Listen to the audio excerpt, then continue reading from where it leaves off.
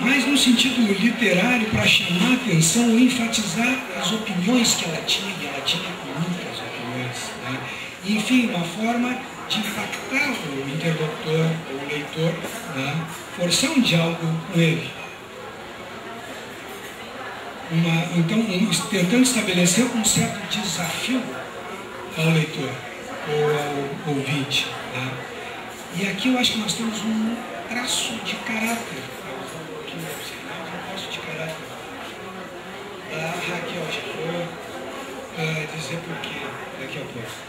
Até onde eu li a Raquel, aqui um parênteses, eu li a Raquel há bastante tempo atrás, na juventude, né? Li pelo menos os 4 romances do 15, João Miguel, Caminho de Pedras, Memorial de Maria Moura, né? Faz bastante tempo. Quando esse convite chegou, ele chegou em cima do laço para mim, eu não tive tempo de rever algumas coisas.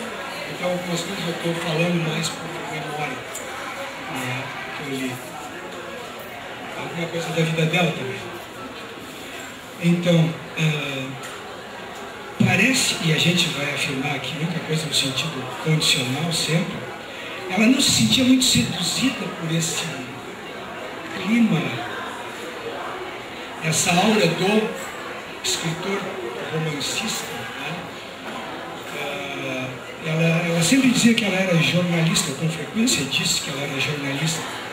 E de fato, ela começou escrevendo em jornal aos 16, 17 anos, ela já era colaboradora do Jornal do Ceará, né? Logo depois, já professora, ela foi eleita a rainha dos estudantes e ela se tornou jornalista porque ela fez uma crítica sobre isso em um jornal e o diretor do jornal a convidou para seguir escrevendo. Ela fez uma crítica sobre essa história do colégio, né, de ser rainha na cidade, que chamava, de ser rainha dos estudantes. Só que depois, como professora, poucos anos depois, ela foi eleita rainha dos estudantes, pelos alunos.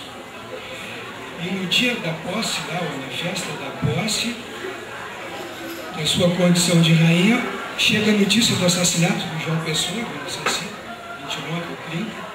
Ela larga a coroa no chão e sai correndo para a rua dizendo que era jornalista e tinha coisas a fazer como jornalista. Então ela segue afirmando toda a vida que era jornalista. Agora, acho que a gente pode arriscar uma hipótese. Ela entrou mais para a história da literatura e para a Academia Brasileira de Letras, provavelmente menos pela sua condição de jornalista e mais pela sua condição de romancista. O 15 é um marco literário, eu já falei, e a gente, pelo menos, eu acho que para a maioria das pessoas, o nome de Raquel é sempre ligado ao 15, em primeiro lugar. Porque o 15 é que marcou a obra dela, e a destacou, né? Não me lembro de que haja algum tipo de marco literário dela como jornalista. Mas não, ela insistindo, né, que era jornalista, né, que eu acho para provocar um pouco a plateia. Um aspecto da vida afetiva que me chamou a atenção, ela casa com um poeta bissexto, né, em 1932, com 21, 22 anos. Em 33 nasce a filha dela, que morre com 1 ano e meio de septicemia. Em 39, 7 anos, 6 anos depois, ela se separa do marido. E em 40, no Rio de Janeiro, eu acho que ela já tinha que morrer, ela passa a viver com Oyama de Macedo, que era um médico. A relação dos dois dura até a morte dele, ou seja, 43 anos. Mas ela, depois da perda daquela filha, ela nunca mais teve filhos. Ou ela não quis, ou não pôde ter filhos. Eu não sei se tem algum dado sobre isso. Até onde eu procurei, eu não achei. Eu não sei se alguma vez ela falou mais disso. Mas dá para imaginar o sofrimento de uma mulher, uma jovem mãe, perdendo uma criança com 2 anos de idade. Uma das estudiosas dela, Heloísa Buarque de Holanda, diz que quando se perguntava para Raquel qual era o traço característico da sua personalidade, o traço mais marcante, ela sempre, invariavelmente, respondia: a maternidade. Minha maternidade é inesgotável, ela dizia. Heloísa acrescenta uma coisa que não deixa de ser interessante. No caso de uma mulher que perdeu sua única filha aos 2 anos de idade, nunca mais teve filhos, e que criou uma galeria importante de personagens femininas, todas sem filhos, as personagens dela. E não só sem filhos, todas em situação, ou nas situações dos livros, elas nunca realizam o amor romântico, a relação afetiva não se realiza, nunca é satisfatória para essas pessoas. Então, um amor que não se realiza e uma maternidade que não se realiza nas personagens. Mas Raquel afirmava sempre que adorava crianças. Criança é uma das minhas paixões na vida, ela dizia. Você perguntou das coisas de que gosto. Criança é uma das minhas paixões. Mas, mesmo assim, nunca mais quis filhos. Talvez o sofrimento pela perda da filha tenha levado a desistir da maternidade, ou a vida de intelectual engajada, ou outros motivos. Ela, inclusive, escreveu obras de literatura infantil, né? Pelo menos 3. Bom, é uma expressão frequente entre escritores descrever o processo criativo de um livro como gestação e parto. Né? Gestar e parir um romance, dizem alguns, é um processo difícil. Ela mesma, Raquel, numa declaração não confirmada, teria dito: não é preciso pressa na literatura.